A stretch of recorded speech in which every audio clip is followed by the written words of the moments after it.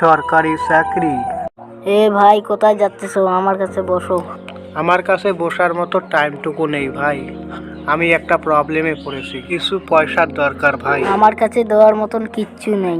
আমার থেকে এই মোবাইলটাই আছে, এই মোবাইলটাই বিক্রি করে যা পয়সা হয় ওই পয়সা নেই।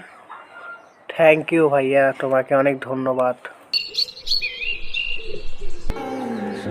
এভাবে আর কতদিন চলবে? কিছু একটা ব্যবস্থা করতেই হবে।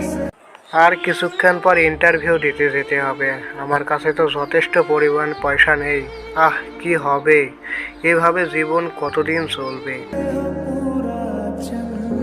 কিরে, শুনলাম তুই নাকি ইন্টারভিউ দিতে যাবি, তোর কাছে কি পয়সা টয়সা আছে কি না? না বাবা, তেমন পয়সা নাই, একটু হেল্প করলে ভালো হতো। আমার কাছে দেওয়ার মতন কিছুই নেই, এই মোবাইলটা এনে নিজে বিক্রি করিস। তোমার এরকম পাশে থাকা।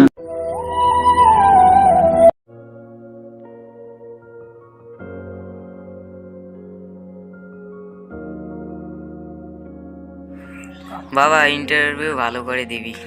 ঠিক আছে বাবা, চেষ্টা করবো। এই নে তোর এডমিটটা, হ্যাঁ বাবা, ভালো করে দাস। তোমার খেয়াল রাখো, আমি যাইতেছি ইন্টারভিউ দিতে, দেখি কি হয়। ঠিক আছে।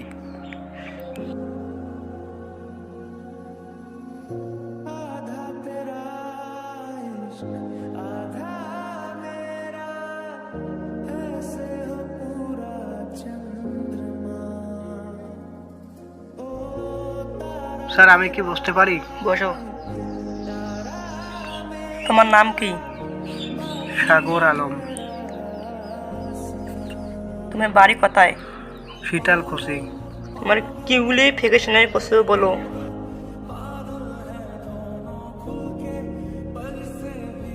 তুমি চাকরিতে সিলেক্ট হতে পারবে। থ্যাংক ইউ স্যার, তোমাকে অনেক ধন্যবাদ, এই ঋণ আমি কোনোদিনও ভুলবো না। কি রে ভাই, চাকরিটা পেয়েছিস? হয়নি, মনে হয় হবে, থাকিস।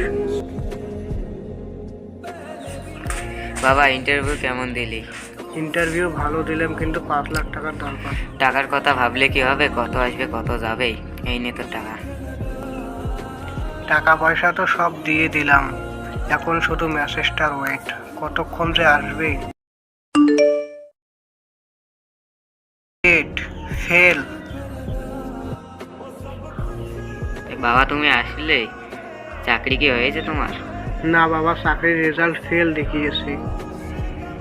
বাবা, তোমার কি হলো বাবা? তুমি কিছু মানুষ ভুল পথে নিয়ে গিয়ে ঢোকার বিনিময়ে মায়া জালে ফেলা।